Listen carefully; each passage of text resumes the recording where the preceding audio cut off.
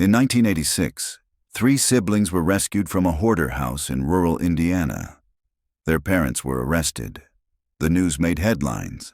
But in the background of one photograph was a 4th child, a girl no one could identify.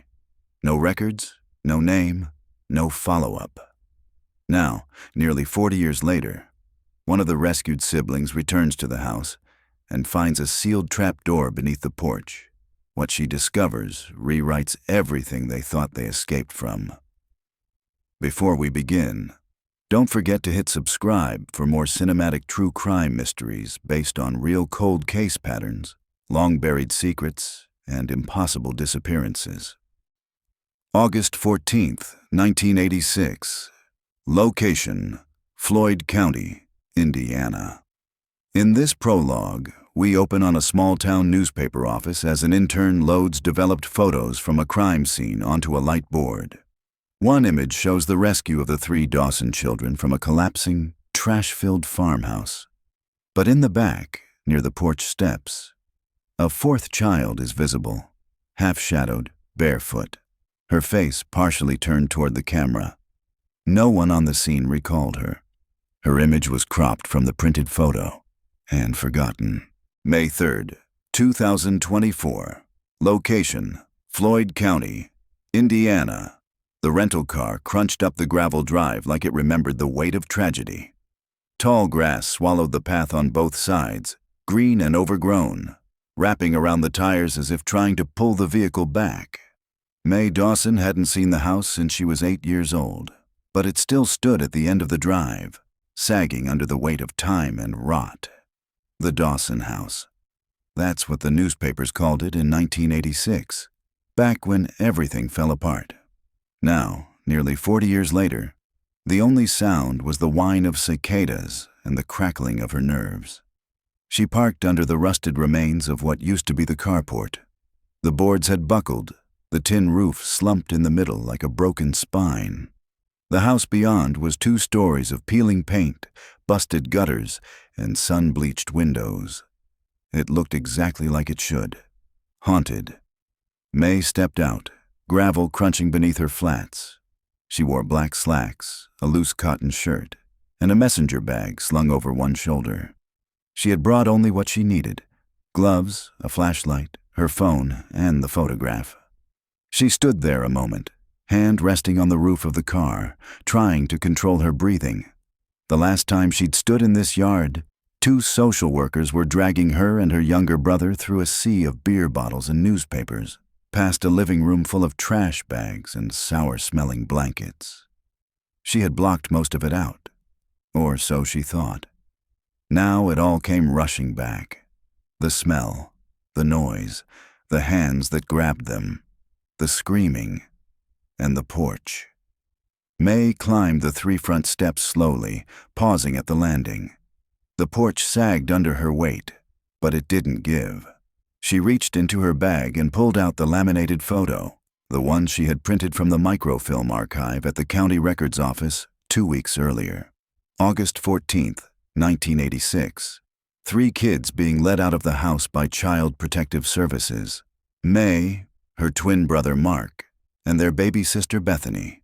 But in the photo, just over Mae's shoulder, by the bottom of the steps, stood another child, a girl, maybe 6 or 7. Long, dirty blonde hair, no shoes, eyes cast toward the camera like she'd been caught mid-breath. She wasn't in any of the follow-up photos. Her name wasn't in any reports. Mae had spent 2 weeks combing through case files and transcripts. Not one mention. She'd shown the photo to Mark. He shrugged, said, "I don't remember any other kid. Probably a neighbor." But Mae remembered something different, something deeper. A tug, a name she couldn't place, a voice in the dark. Now, standing on the porch again, she looked at where the girl had been standing. The same spot, same angle, 4 decades later. The floorboards were warped, a long crack running down the center. Mae crouched and ran her fingers along the edge of one plank. Software slight give. She felt it before she saw it. A seam in the wood. Not rot, but division. A square, maybe 3 feet across. A door. She stood, heart thudding. The trapdoor hadn't been there in 1986. Or if it had been buried beneath garbage and silence. The county had condemned the house after the rescue, but her estranged Aunt Lorna had bought the property for a song. Kept it for memories, she said in her will. And now, with Lorna gone, the house was May's. She hadn't planned to return, but then the photo surfaced, and she saw her. The 4th child. May stepped back, pulled out her phone, and started a voice memo. May 3rd, 3:47 p.m. I'm on the porch of the old Dawson house, confirming presence of a possible sealed crawl space or trap door beneath the front boards. Visible outline. Appears original or added before 86. Preparing to pry open, she stopped recording, slipped on her gloves, and pulled a crowbar from the bag. The wood groaned as she worked the metal into the seam. Dry splinters cracked free. It took 3 tries, but eventually, the board shifted, then lifted. The trapdoor was real. Beneath it, a pitch-black square, maybe 5 feet deep. The scent of rotted fabric, mold, and metal hit her immediately. May gagged and stepped back. She covered her mouth and shined her flashlight down. It wasn't empty. Inside the hollow cavity was a mound of tattered blankets, old dolls, plastic utensils, and a child's shoe. A pink canvas Mary Jane with a star patch on the side. Dirt and hair clung to it like it had been down there for years. May froze. Her heart kicked in her chest like a trapped animal. She took a photo with her phone, hand shaking. As she looked at the screen, she realized something else. In the dust along the inside of the hatch, someone had scratched words. 4 of them, barely visible under the beam of light. I am the 4th. May dropped to her knees. Oh my God. Then her phone buzzed. A call. Mark, she answered, trying to keep her voice steady. Hey, you at the house? He asked. His voice was flat, guarded. Yeah, she said. I found something. A pause. You shouldn't be there. May swallowed. There's a hatch under the porch, Mark, with stuff inside. Toys, clothes. I think she was real. Mark didn't respond. Do you remember her? May whispered. The girl from the photo? Another long pause, then, no. But his voice was different now, tight, like it was hiding something. May stood, staring down at the hatch. You're lying, she said quietly. And for the first time in 38 years, she heard him breathe like someone remembering a nightmare. I didn't think she'd still be there. May 3rd, 2024. Location, Dawson House, Floyd County, Indiana. May didn't speak for a moment. Mark's voice lingered in her ear, tinny and distant, but those 6 words echoed louder than the cicadas around her. I didn't think she'd still be there. Not who? Not what are you talking about? Not May. You're losing it. He knew. May stepped back from the trap door, her heart racing. What do you mean, still be there? On the other end, Mark's breath hitched. She could hear him pacing. Look, I didn't mean that. You're twisting it. You just admitted something was there. Someone, May snapped. Mark, I found her shoe. There's writing inside the hatch. Somebody was kept here. No one was. Don't lie to me, May shouted, and her voice cracked through the overgrown trees like a whip. Her hands were shaking. She dropped to her knees again, peering into the dark space below. You said you didn't remember her. Now you say you didn't think she'd still be there? Which is it? Silence. Then a click. He hung up. May stared at her phone in disbelief. A wave of nausea climbed from her stomach. The same kind she'd felt as a child when she used to wake up in the middle of the night to the sound of someone, scratching behind the walls. She slipped the phone into her pocket and turned her flashlight back to the hatch. The air drifting from it was stale and sour. Beneath the debris was a dirt floor, uneven and cracked, with strands of torn insulation hanging like cobwebs from the wooden joists above. She reached for the crowbar again and widened the opening. The floorboards groaned, but the porch held. May clicked on the camera app and started recording video this time, narrating through her breath. Entering the crawl space, evidence of a concealed compartment, found clothing items, a single child's shoe, and what appeared to be nesting materials. Text etched into the side wall reads, "I am the fourth. Beginning descent." She lowered one foot onto a crossbeam, then slowly climbed down into the space, knees bent, flashlight clenched between her teeth. The space was narrow, claustrophobic. Her head barely cleared the joists above. She crouched low, scanning the corner where the shoe had been. There was more now that her eyes adjusted. A tiny plastic mirror, a matted hairbrush, a pile of torn book pages, all from different children's books, most faded, some shredded like someone had chewed or ripped them in frustration. May knelt beside the debris and picked up the mirror. Its back was cracked, the glass smudged and cloudy. But when she tilted it, a faint shape appeared in the reflection, a faint outline on the wall behind her. She turned. There was something carved into the wood support beam, deep and jagged, as if done by a shaking hand. Not words this time, a drawing, 4 stick figures, 3 with X's over their heads, 1 left untouched. The untouched figure had long hair and a circle around it. May stared, her throat tightened. A noise behind her. Creaking. May scrambled up and turned off her flashlight. She held her breath. Silence. Then another noise. Closer. She reached for her phone, but before she could dial, a voice called from above. Distant. Cracking like it came through a blown-out speaker. "Hello?" May froze. Another voice followed, sharper. "We're with the sheriff's department. Step out onto the porch." She blinked. The sheriff? She pulled herself back up through the hatch just in time to see 2 uniformed deputies standing at the edge of the yard, hands resting casually on their belts. A white patrol truck idled behind them. "Miss Dawson?" one asked, spotting her rising from the porch shadows. "We received a report. Neighbor said someone was breaking into the house." May exhaled hard, the adrenaline catching up to her. I wasn't breaking in.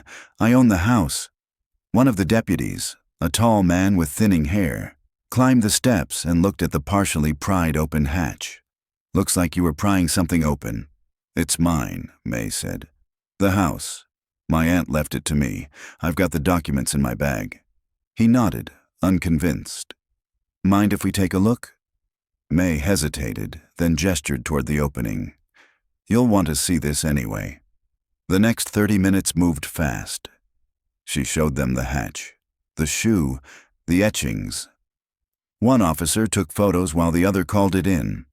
Soon, a detective arrived. Detective Halloran, mid-50s, sun-weathered face, pale gray blazer over jeans. The kind of man who looked like he'd grown up in town and seen every flavor of decay. He knelt by the trapdoor and whistled. "And you say you just found this today?" "Yes."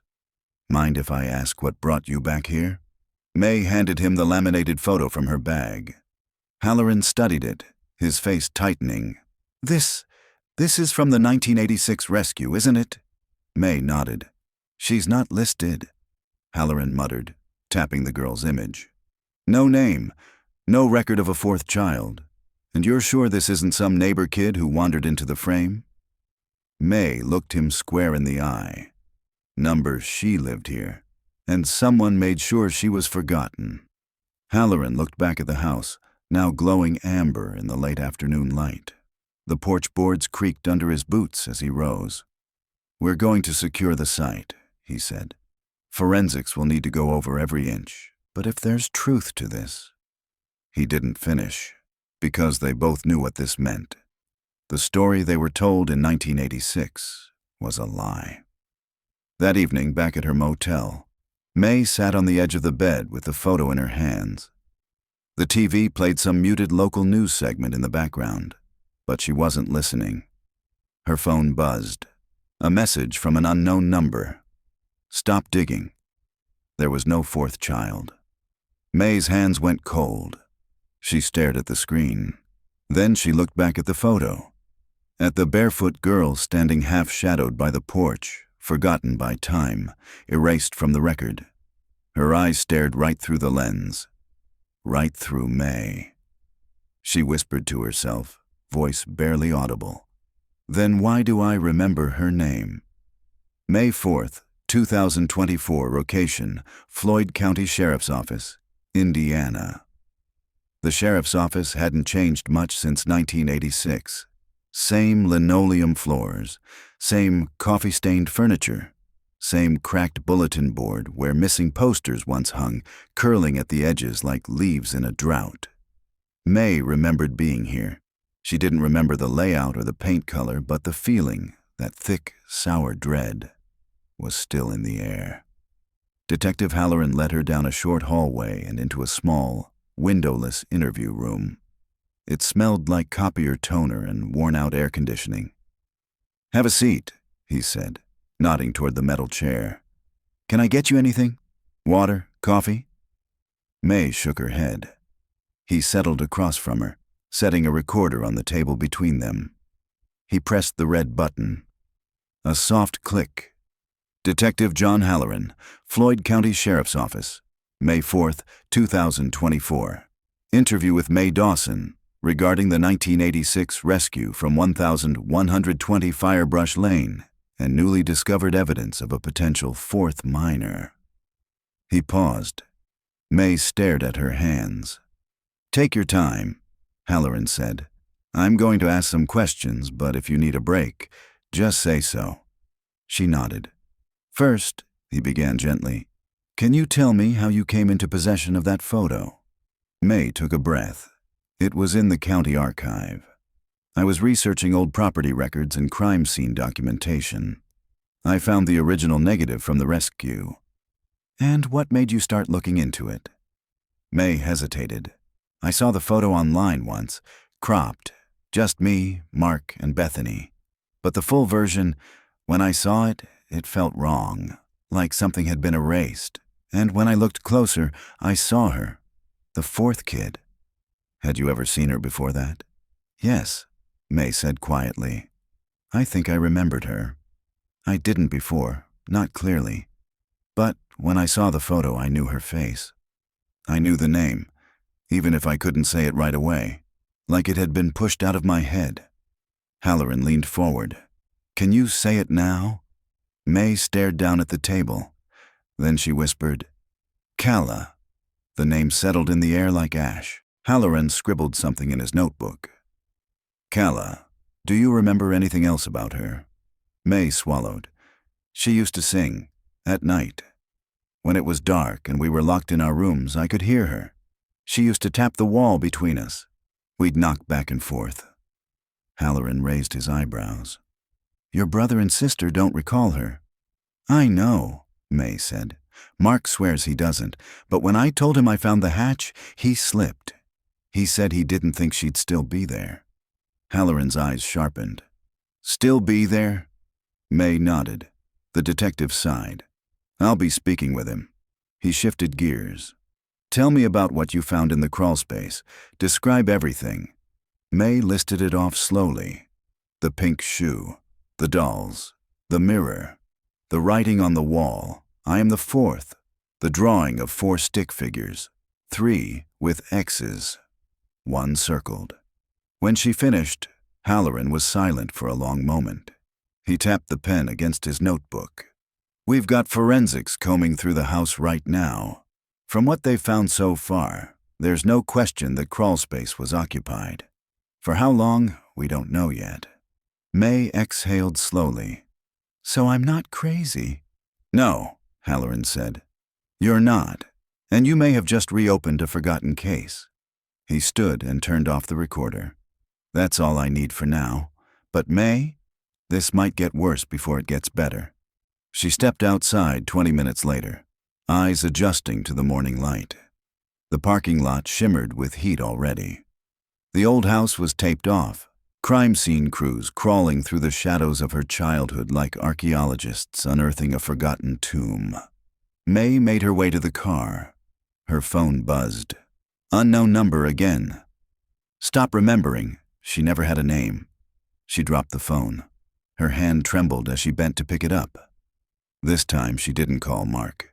She opened her bag and pulled out the second copy of the photo, the one she hadn't shown Halloran. Because in this version, her finger had smudged something when she scanned it. She hadn't noticed until later when she enhanced the image on her laptop. Calla's feet were bare, but in the smudged, magnified version, just beneath her right foot, almost hidden in the grass, something was visible. A chain, connected to a stake in the dirt. May stared at the image again. Calla hadn't just been there. She'd been tethered. That night, unable to sleep, May drove out to the old property again.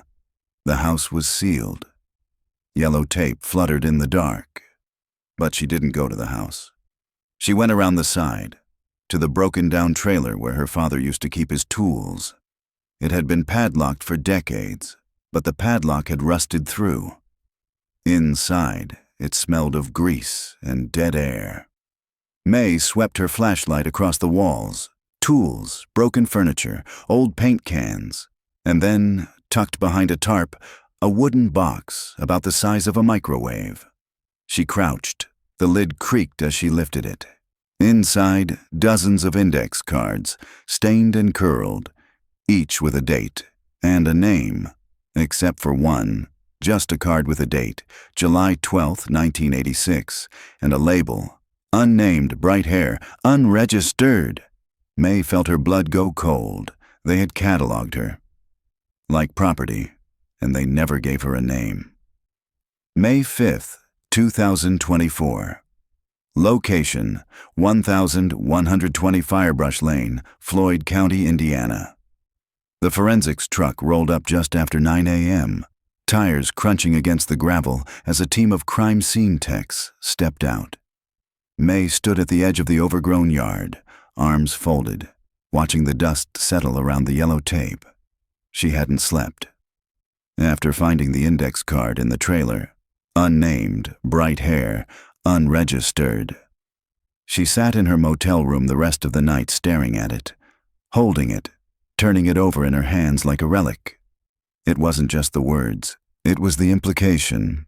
Calla was documented, known, cataloged like the rest of them, and yet somehow erased. Detective Halloran spotted her and motioned her over. "We're about to go under the porch," he said. "You don't have to be here for this." "I do," May replied. He didn't argue. The crime scene crew had widened the trapdoor May had uncovered. A plywood rig supported the weak boards surrounding it, and the interior cavity had been scanned for structural safety.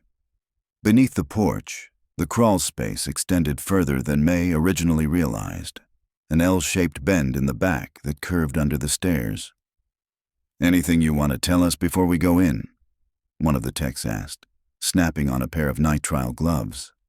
May hesitated. She carved drawings into the wood. Names. At least I think she tried to. Look for the word Calla and anything chained to the beams. The tech nodded and ducked down.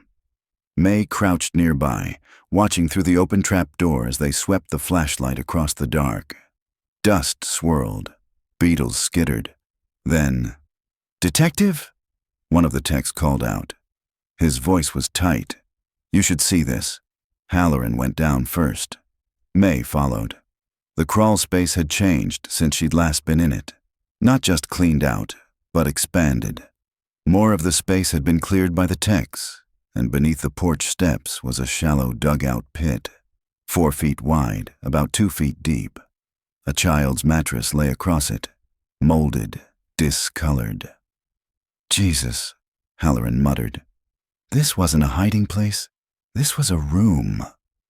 The walls of the pit were carved with scores of deep scratch marks, not randomly, but in groups of 4, over and over again, claw-like, desperate. Above the pit, nailed into the joist, was a wooden sign, not a factory-made one, hand-carved, Crooked letters, burned at the edges. Princess Pit. May's breath hitched. The flashlight shifted. Beside the mattress, tangled in old rope and pink plastic chain links, was a pile of torn fabric. A ripped nightgown, decorated with faded unicorns. Next to it sat a ceramic dish, and on that dish, a shriveled, mummified bouquet of dandelions. A child's attempt at a gift. May covered her mouth. Another tech called from behind the crawlspace bend. "Detective, we found something else." May followed them around the L curve. Her knees scraped against the packed dirt. The beam of the flashlight hit something metallic, a small ventilation grill, about a foot across, embedded into the wall's support beam. Behind it was a narrow chute, impossibly small for a person, but wide enough to pass objects through. On the other side, a dark cavity. "Where does that lead?" May asked. The tech replied, "Basement, maybe. But the house doesn't have a full basement." Halloran frowned. "Not officially." One of the techs reached into the chute with a gloved hand and pulled something out. A scrap of paper, folded, yellowed with age. Halloran unfolded it. The handwriting was childlike, jagged, done in red crayon. "Dear May, you knocked back. Thank you. I'm still waiting. I'm still here. I'm not scared anymore." May staggered back a step. She remembered it. The knocking. The rhythm. She used to think it was mice behind the wall. Then she started knocking back. 4 taps, then 3, then 1. She used to call it the wall game. She thought it was Mark, but it wasn't. It was Calla. Later that day, in Halloran's office, the evidence was laid out on the table. The dish, the doll fragments, the shoe, the gown, the crayon note, the carved beam. "You said your parents were arrested for neglect," Halloran said, "but no charges of abuse." May nodded. "They claimed there were only 3 children. No neighbors saw a 4th, no hospital records, no birth certificate, no foster system paperwork." May stared at the crayon note. What if they hid her before CPS ever arrived? What if she was never supposed to be found? Halloran looked grim. "Then someone went to great lengths to erase her, and we have a body to find." That night, May sat in the motel tub, knees to her chest. The lights were off. Only the pale yellow glow from the parking lot outside the blinds lit the room.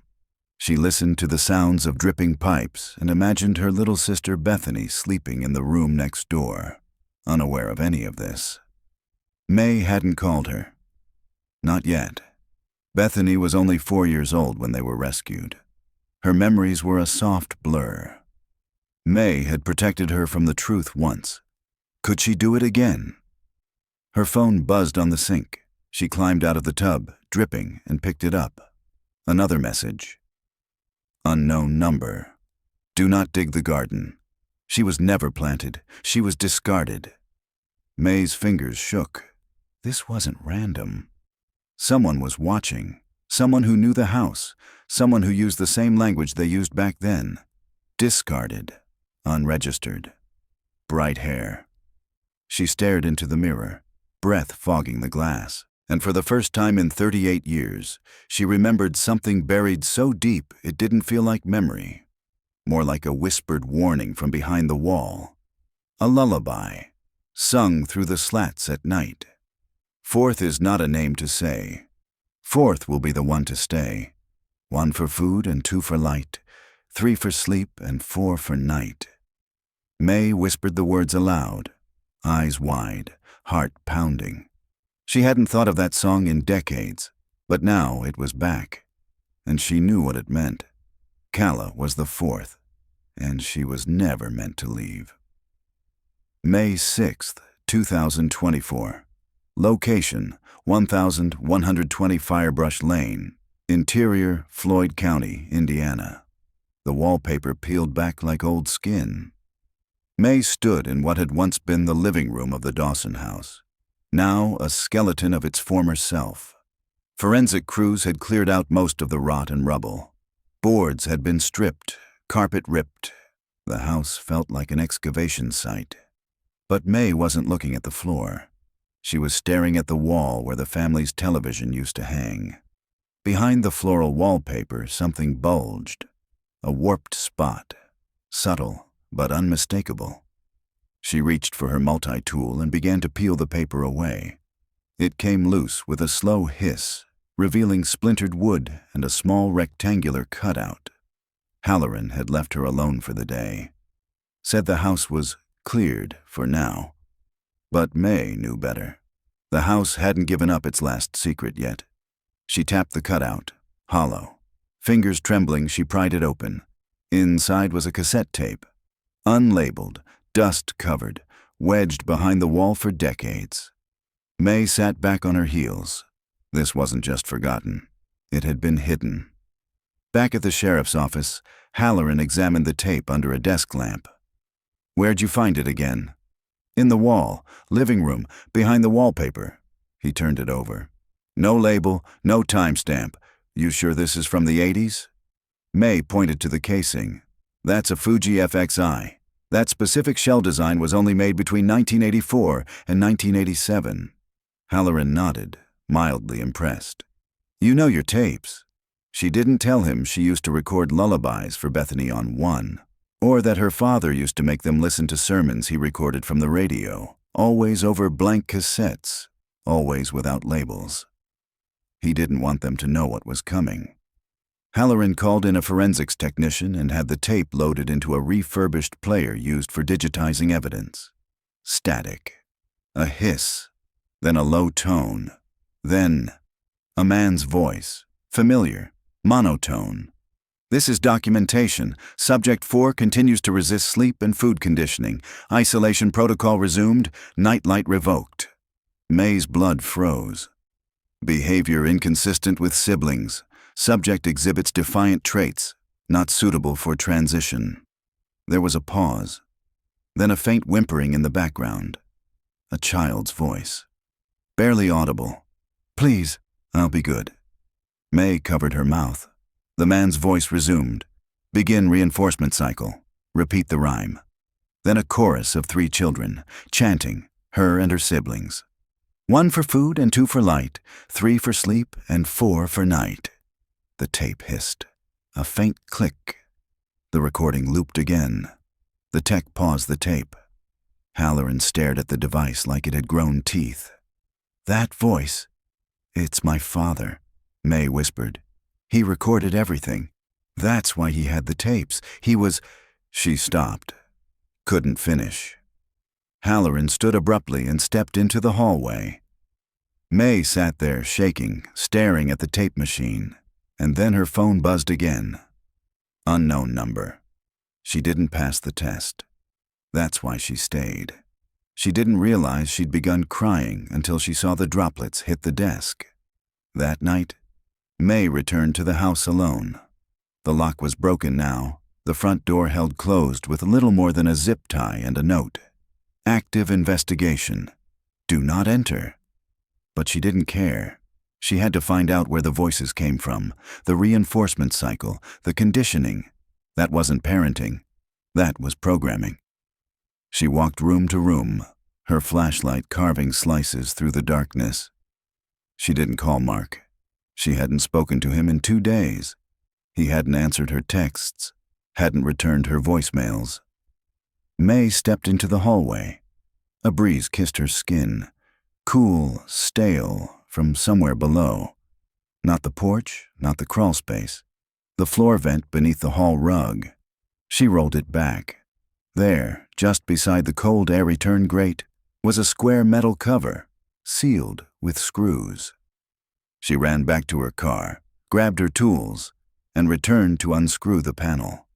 When she lifted it, a sour gust of air spilled upward. There was a tunnel, a man-made shaft, less than 3 feet high, wood-paneled, dry-walled. Soundproof foam on the ceiling, a camera mount screwed into the corner. May crawled in. The air was thick, but the tunnel led to a small chamber beneath the floor, and inside was a metal chair bolted to the concrete, a tray beside it, A box of old vintage My Little Pony toys. All brand new, tags still on, bribes. On the far wall, a cracked mirror, etched in red crayon. I am the fourth. They said I failed. I hate pink. I am not bad.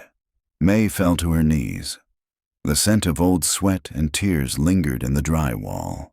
This wasn't just where Calla was. It was where they broke her. When May emerged an hour later, she sat on the edge of the porch steps and watched the sky dim into dusk. A neighbor's porch light flickered on in the distance. Somewhere, a dog barked. Her phone rang. Mark. She answered without speaking.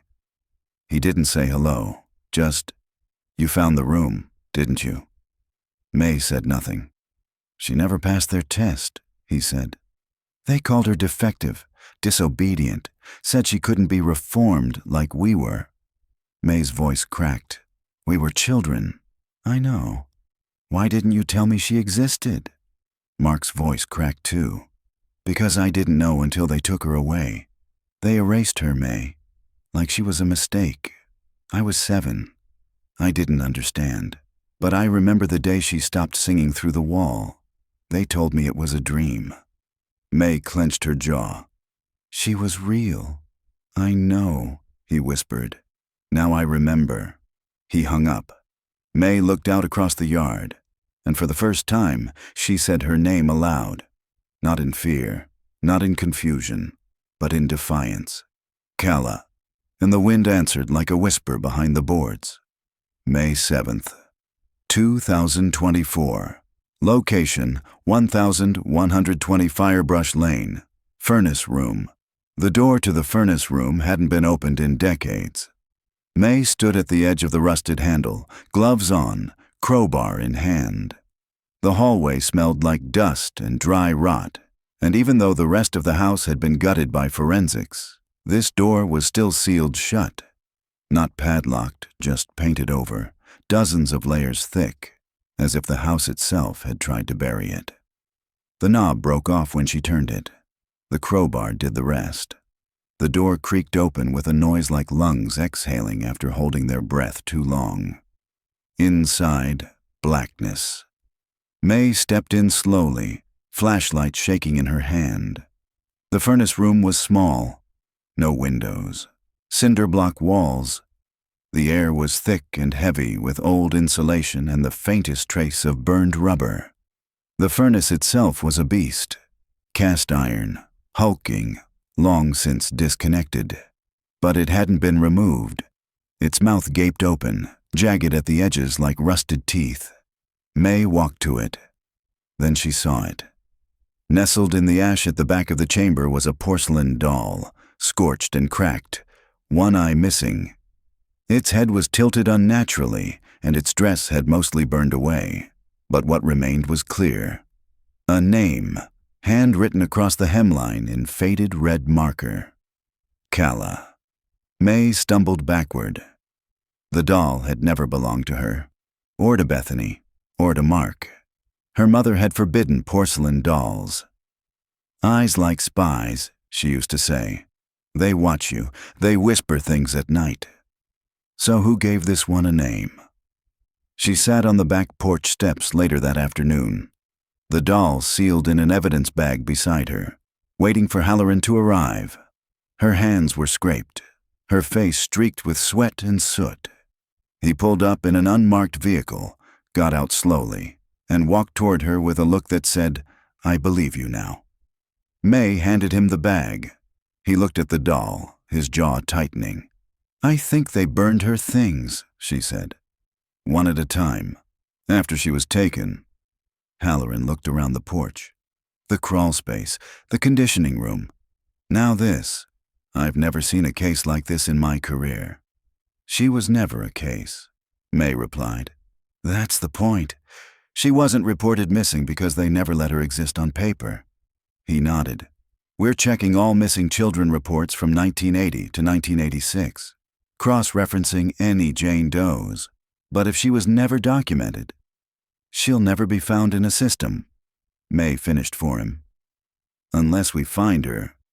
Halloran reached into his pocket and handed her something. This came from evidence storage.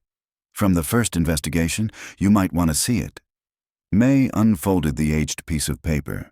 It was a floor plan sketch, crudely drawn in pencil. A child's hand. Labeled rooms. May's room, Mark's room, bathroom, Mom and Dad. And then, in the center of the house, my room, but not allowed. Next to it, a series of stick figures behind bars. 4. One was circled. May stared at it. Her fingers traced the edges of the paper like she was touching a memory. "This wasn't mine," she said. "Or Mark's. Bethany couldn't draw yet."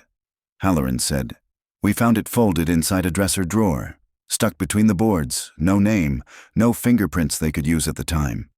"It was hers," May whispered. "Calla's room, not allowed."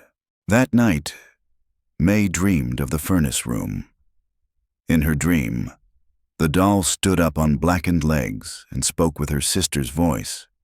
Not Bethany, but the fourth voice. The one that had been scrubbed from cassette tapes and photographs and court reports. The doll said, "They put me in the dark so I couldn't be seen, and then they told me I was only real when I obeyed." Then it reached toward May's mouth with tiny ceramic hands. "Give me my name back." May woke up choking. The next morning she drove to the hospital where her mother had been placed in long-term care. Delia Dawson, age 81, legally incompetent, diagnosed with vascular dementia, post-stroke aphasia. No visitors in 5 years. The staff said she barely spoke, rarely responded, mostly just stared out the window at the bird feeder. May sat across from her in a plastic chair in the sunroom. Her mother's face was pale and slack. Wispy gray hair, hands curled at the wrists. May placed the laminated photo on the table, the one from the rescue, cropped. Then she placed the original beside it. Delia blinked. The fourth child stood clearly in the full frame, barefoot, forgotten. "Who is she?" May asked quietly. Delia didn't answer. May leaned closer. "I remember her name. So do you. You made her say it. You made us pretend she didn't exist, but she did." Her mother's head tilted slightly. Eyes on the window, on the feeder. A cardinal landed on the ledge. Then, soft as breath. 4 was too loud. May's eyes widened. Delia's lip twitched. 4 tried to bite. Silence. Then, 4 didn't sleep. 4 didn't listen. So 4 had to be quiet. May's voice trembled. "What happened to her?" Delia blinked. Slowly, her mouth moved. May leaned in, and her mother said in a rusted whisper, "He buried her where the light doesn't go." May 8th, 2024. Location, 1120 Firebrush Lane, lower crawl space. The next morning, May stood in the middle of the ruined living room, holding her mother's words in her chest like a lit match. "He buried her where the light doesn't go." Halloran stood nearby, flipping through a stack of old floor plans that had been recovered from the county archives. None of them included the Princess Pit, the conditioning shaft, or the secret ventilation tunnel. The official blueprints ended at the porch. "What if there's more?" May asked. Halloran looked up. "You think there's another room?" "I think they built this house with places meant to hide people, not things." She crossed the room and stepped onto the exposed subfloor. Beneath the torn carpet was a grid of joists, insulation, and dirt. In one corner, under where the couch used to sit, she noticed a grate that didn't match the others. A rusted rectangular panel held down by bolts, not screws. Halloran came to her side. "You ever seen a vent sealed like this?" May asked. He crouched and ran his hand along the metal. "Number not for HVAC. Could be access to plumbing, or something else." May grabbed a wrench and went to work. The bolts were old, rusted through. One by one, they gave way, until finally she pried the panel free. Beneath was a tight square tunnel sloping downward. Maybe 2 feet high, pitch black inside, with a faint scent of clay and rot rising from the depths. No ductwork, no wiring, just a tunnel cut into the dirt, shored up with wood panels and rebar. "Jesus," Halloran muttered. "This goes under the foundation." May slid in without hesitation. Halloran grabbed a flashlight and followed. The tunnel descended gradually for about 20 feet, then leveled into a low, narrow corridor, reinforced with plastic siding and chicken wire. A rat darted past May's hand. She didn't flinch. The air grew colder. They reached a dead end, a wood-planked wall, sealed tight, with an old padlock drilled directly into the studs. May turned to Halloran. This wasn't for ventilation. Halloran nodded grimly. This was a holding space. He radioed the team above for bolt cutters. Within minutes, a tech arrived, crawling halfway into the tunnel and passing the tools to Halloran. The lock snapped with a loud crack. Halloran pulled the panel open. Behind it was a buried room, 8 by 10 feet, wood floor, insulated walls, no light fixtures, no windows, just the smell of damp earth, mildew, and something else beneath it. Something metallic and old, blood, maybe, or rust. In the center of the room sat a small wooden rocking chair, child-sized. May entered first, shining her light along the walls. There were scratches, thousands of them. Not words, not drawings, just desperate claw marks. Everywhere. Then she saw the bed frame in the corner, low, rusted. On top of it, a blanket sewn with princess crowns and pink thread. Tattered, molded. Underneath, something wrapped in plastic sheeting. May stopped breathing. Halloran stepped beside her, his face hardening. "Stay back." He knelt, pulled on gloves, unwrapped the edge of the sheeting. Inside, bones. Small, curled into a fetal position, and clutched in the child's hands, still intact, miraculously, a tiny ceramic butterfly. May fell to her knees, her eyes wide. "I gave her that," she whispered. "I dropped it through the grate. When she cried at night, I gave it to her." She reached for it, but Halloran gently pushed her back. "We'll preserve it," he said. "May, I'm sorry." She didn't respond, because she wasn't looking at the bones anymore. She was looking at the wall behind the bed, where someone had etched, with their fingernail or a nail or a broken shard of something, "I was the 4th. My name was Kala. Please don't forget me." That evening, the remains were bagged, tagged, and sent to the county coroner. DNA testing would follow, but everyone in that crawl space already knew who it was. Halloran gave May a ride back to her motel. They didn't speak until the car was parked. He looked at her carefully. "Do you want to testify if this goes to trial?" She shook her head slowly. "I want to bury her. I want to give her a name. I want to put a stone in the ground and mark it with her real name, not a number, not a failure." "Kala." Halloran nodded. "You'll get that." As he started the car again, May stared out the window and whispered, "She remembered me." Back in her motel room, May sat on the bed, staring at the butterfly. The ceramic was cracked, but the paint was still bright. A blue swirl on each wing. A happy face on the center. She had made it in 1st grade. A Mother's Day gift. But her mother never took it. So she gave it to the girl in the wall, and Kala had held it until the end. The phone buzzed again. "Unknown number. You dug too deep. Now the others will come." May didn't reply. She turned the phone off, walked to the bathroom, and flushed the SIM card down the toilet. Then she sat in silence. And somewhere far off, in her memory or in the echo of the bones they had just unearthed, she heard that old knock again. 4 taps, then 3, then 1. May 9th, 2024. Location: May's childhood bedroom, 1120 Firebrush Lane. May hadn't returned to her childhood bedroom since the day they were taken from the house. Back then, it had been a hoarder's nest of rotting blankets, dolls with missing eyes, and the sharp, sour scent of mold climbing up the walls like ivy. But now, with the debris cleared and the sun filtering through the cracked window, it looked almost normal. Almost. She stepped inside slowly, scanning the stripped walls, the gouged floorboards, the discolored corner where a space heater once started a small electrical fire. The built-in closet still stood, warped but intact. Inside was a shelf where May used to hide drawings she didn't want their father to find. He hated scribbles, called them rebellion. She opened the closet and knelt before the shelf. Her fingers touched something soft wedged in the corner, a stuffed rabbit, stiff with age, its eyes clouded with dust. She turned it over. Sewn into the back, crudely, was a patch made from pink corduroy. She tugged at the thread.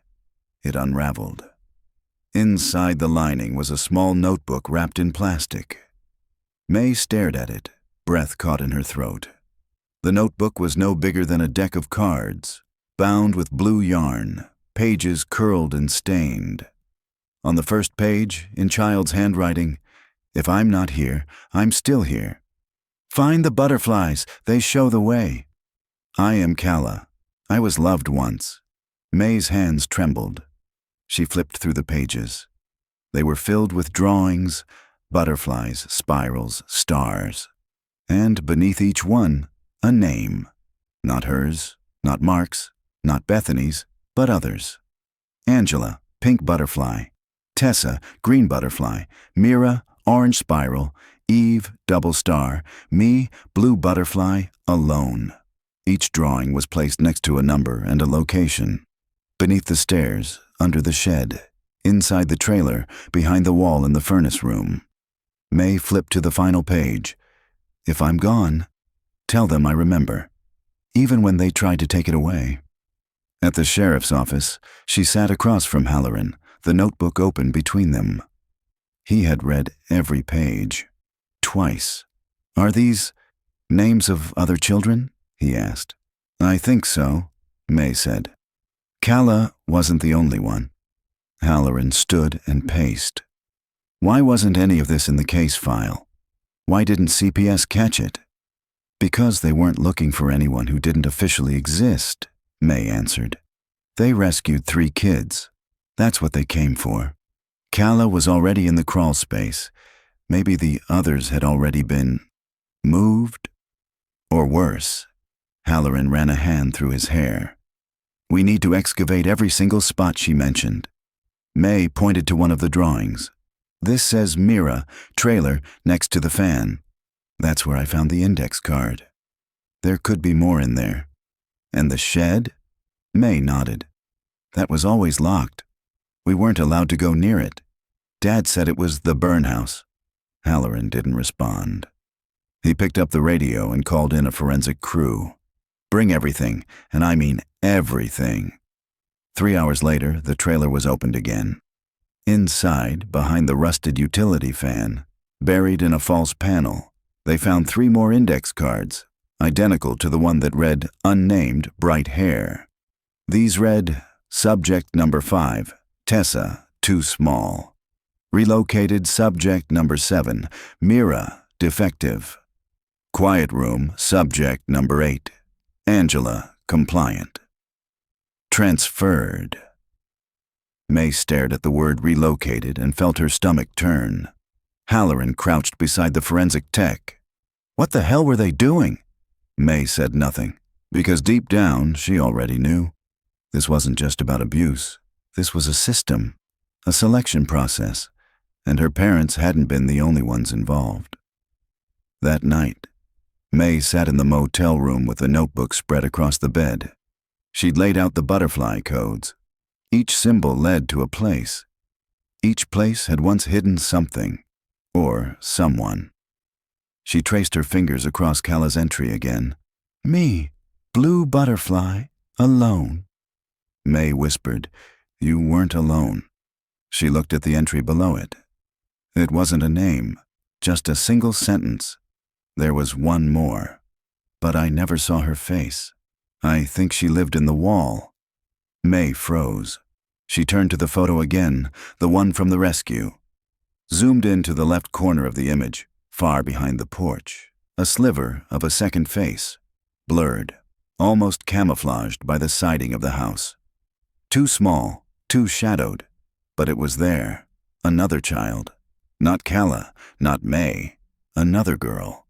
One who had never been seen again. May 10th, 2024. Location: 1120 Firebrush Lane, West Wall.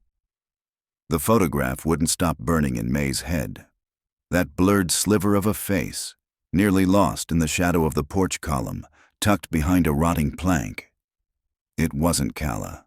It wasn't anyone May could name. Yet there she was, another child. Watching. May stood in the backyard the next morning, the photo printed on glossy paper, enlarged and circled. She held it up against the siding of the west-facing wall, comparing the angles. The wood had warped over the years, but she could still make out the exact slat where the eye had appeared. Fourth one down. 2 boards over from the corner. She was inside the wall. May whispered. Halloran arrived minutes later, sipping his usual bitter coffee, eyes red from lack of sleep.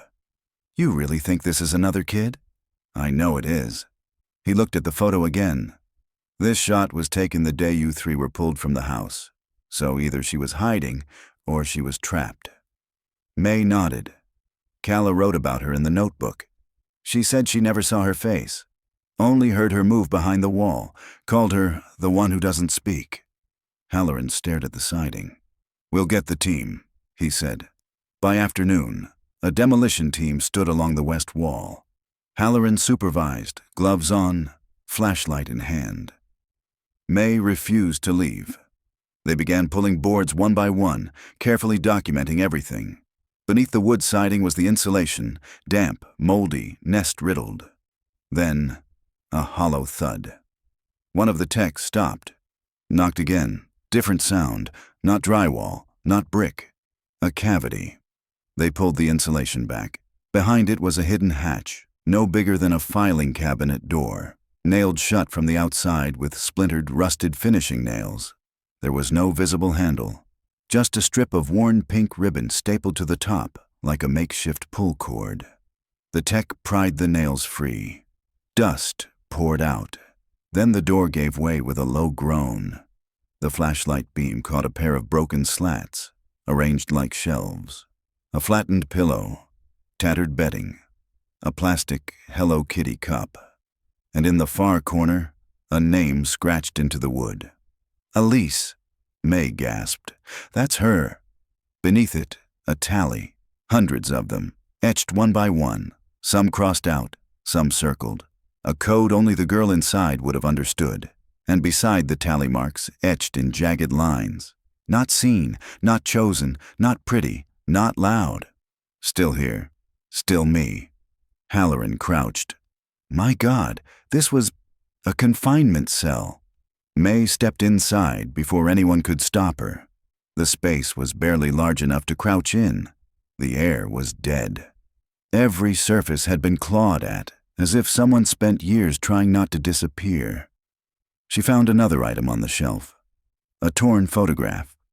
3 girls standing in front of the house, all strangers. One of them held a paper crown. Another wore a tag, number 9. May turned it over. On the back, in red ink, "They took the ones who listened." That night, May sat in Halloran's office with all the recovered materials, Calla's notebook, the index cards, the torn photo from the wall. Halloran ran a hand down his face. 9 children, May. At least 9. 10, she said softly, including Elise. He looked up. "We haven't found remains? We haven't found her at all." Halloran hesitated. "You think she's alive?" "I think she was never meant to be found." May flipped through the notebook again. On one of the final pages was a butterfly marked in gray. Next to it, a name had been scraped off. Only the word remained, static. And beneath that, "The wall girl doesn't speak, but she listens." And she records. The next morning, a forensic technician returned from processing the furnace room. She dropped a bag on the table. Inside, a tiny magnetic microphone lodged behind one of the floor vents, rusted but intact. "I think she was bugging the house," the tech said. "Old tech, but still, it would have picked up everything." May's heart thudded. They checked the west wall, found 2 more.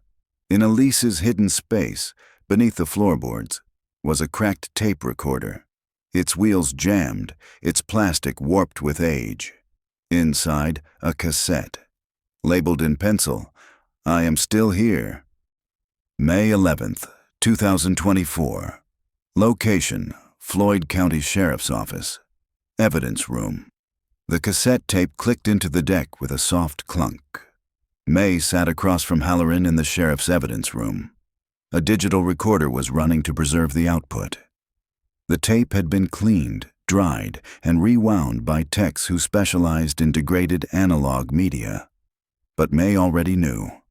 Whatever was on it was meant to survive. The machine hissed to life. A burst of static. Then a voice. Small, hoarse, barely audible. "My name is Elise. I live in the wall. I am not supposed to speak, but if you're hearing this, I'm still here." May gripped the arms of her chair. "They put me behind the furnace first. It was cold. I cried too loud. Then they moved me to the crawl space. I counted the spiders. When I learned to stop crying, they gave me the wall. I was quiet. I was still. So they let me listen." Halloran leaned forward. "The other kids didn't last long. Some ran, some got sick.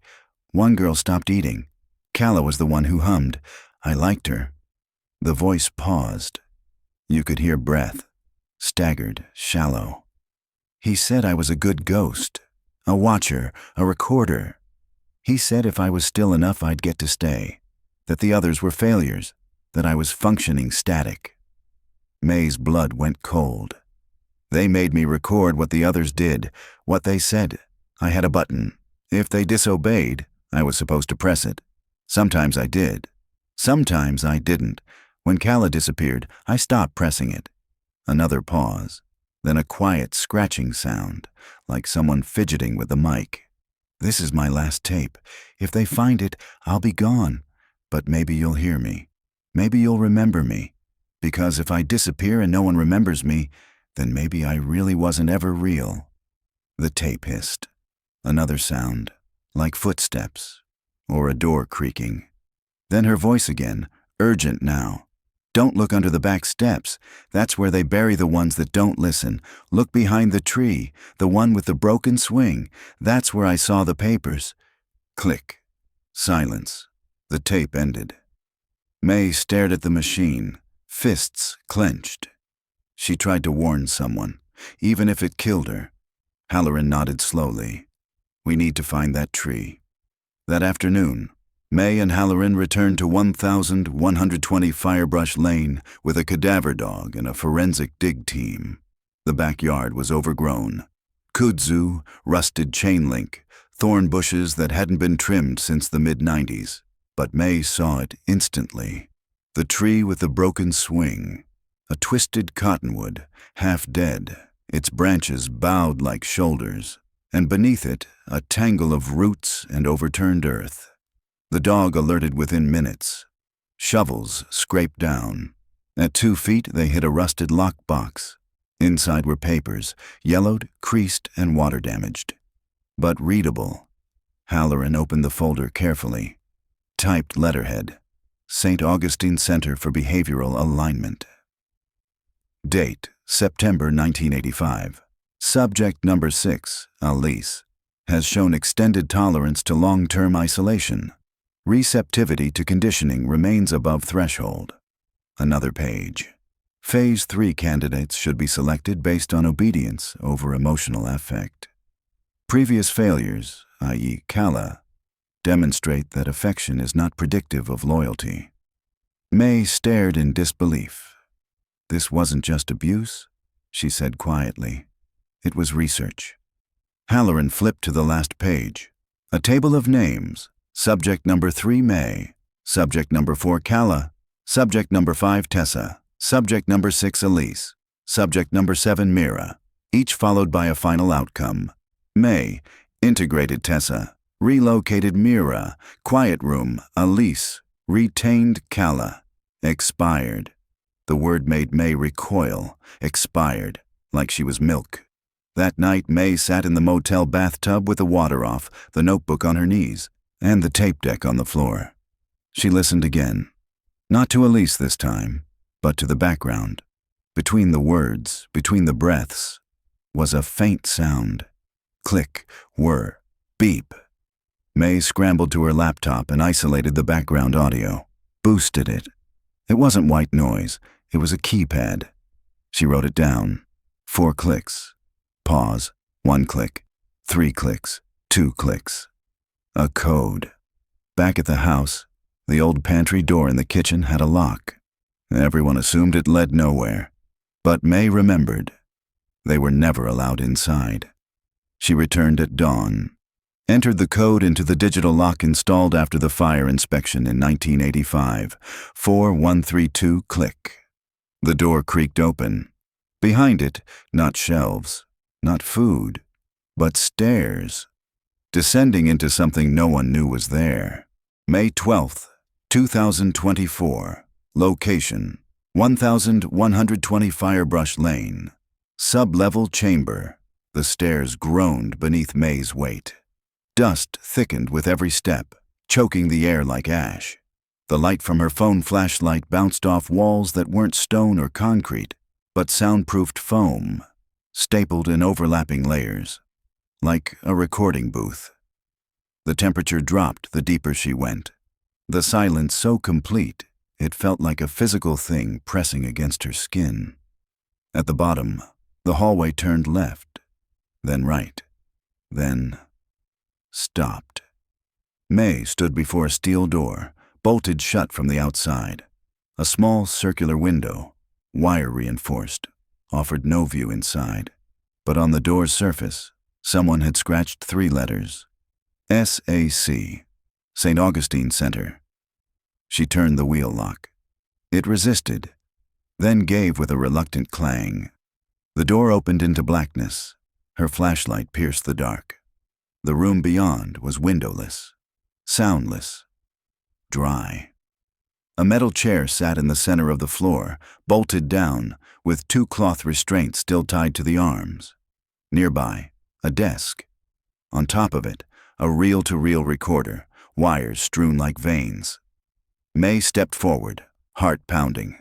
There were 7 reels, each labeled by hand. Subject number 1 removed. Subject number 2 transferred. Subject number 3 integrated. Subject number 4 expired. Subject number 5 relocated. Subject number 6 static. Subject number 7 quieted. She stared at number 6. Static. Elise. There was no player, just reels. No way to listen without processing.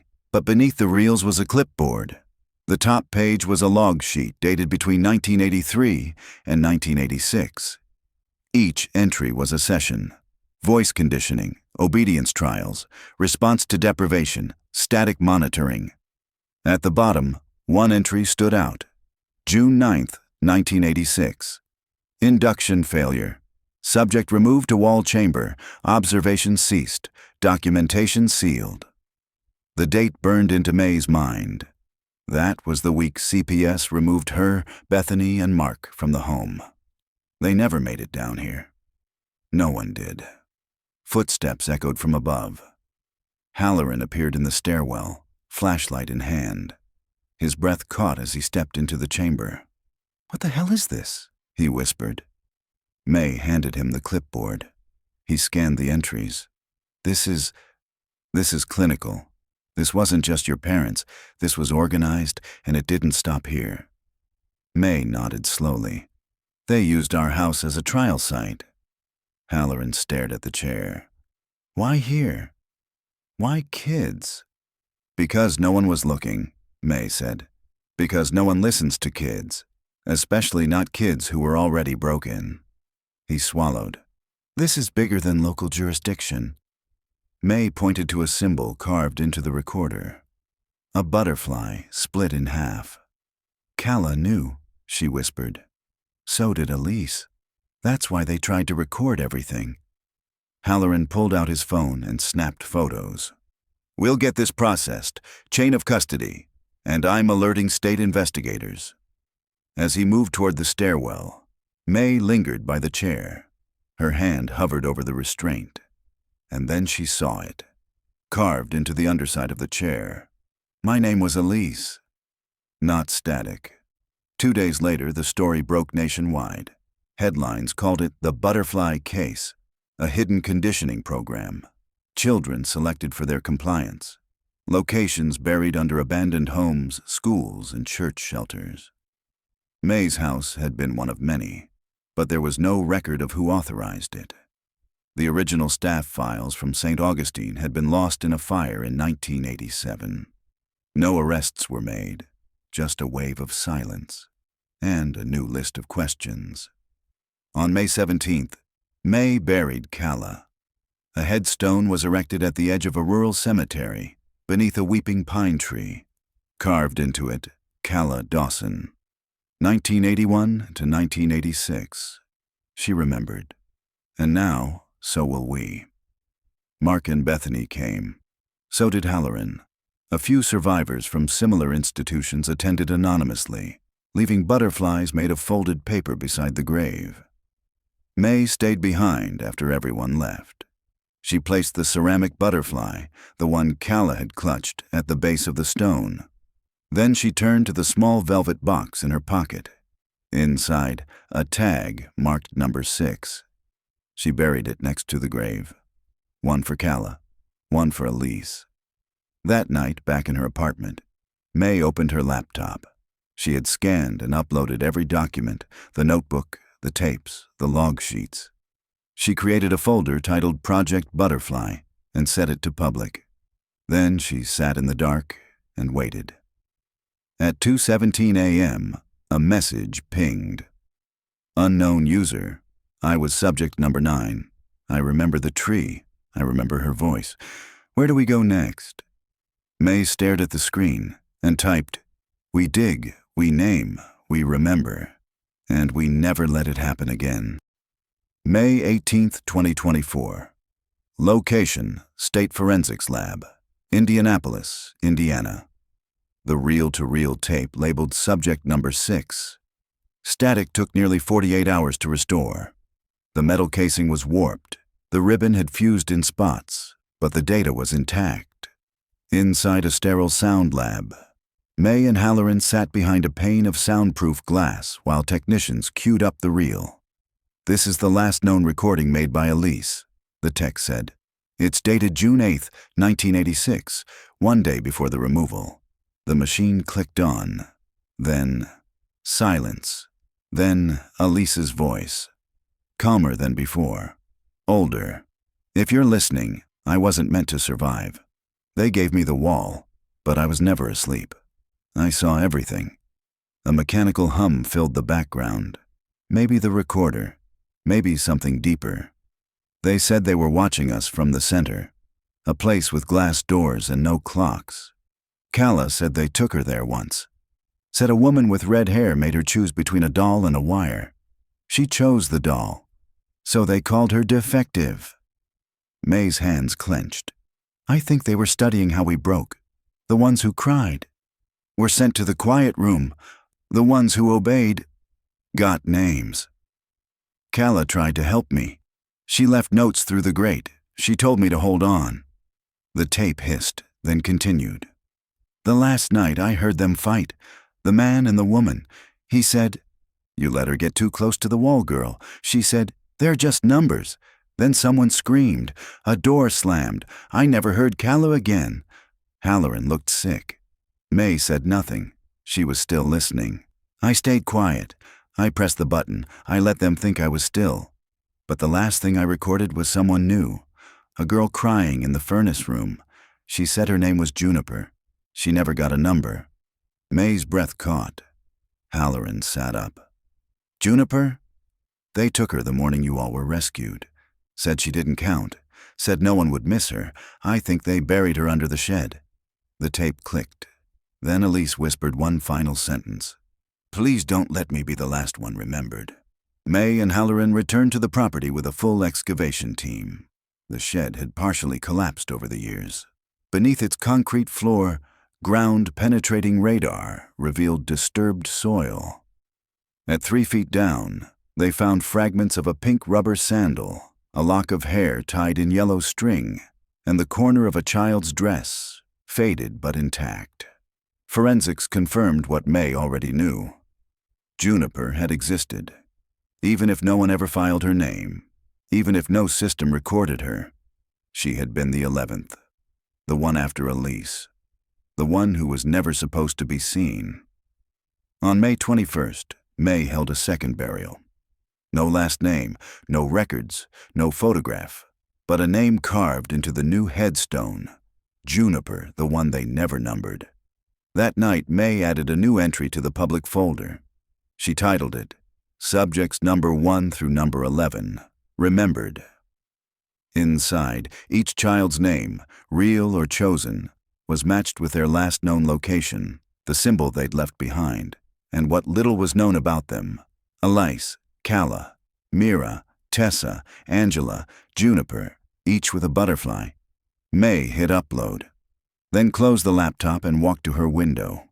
Outside, the street was quiet, but in her hand she still held the last note Calla had ever written. They tried to make us forget each other, but we stayed, in the walls, in the noise, in the wings. May whispered it aloud, then folded the paper into a butterfly and let it drift onto the wind.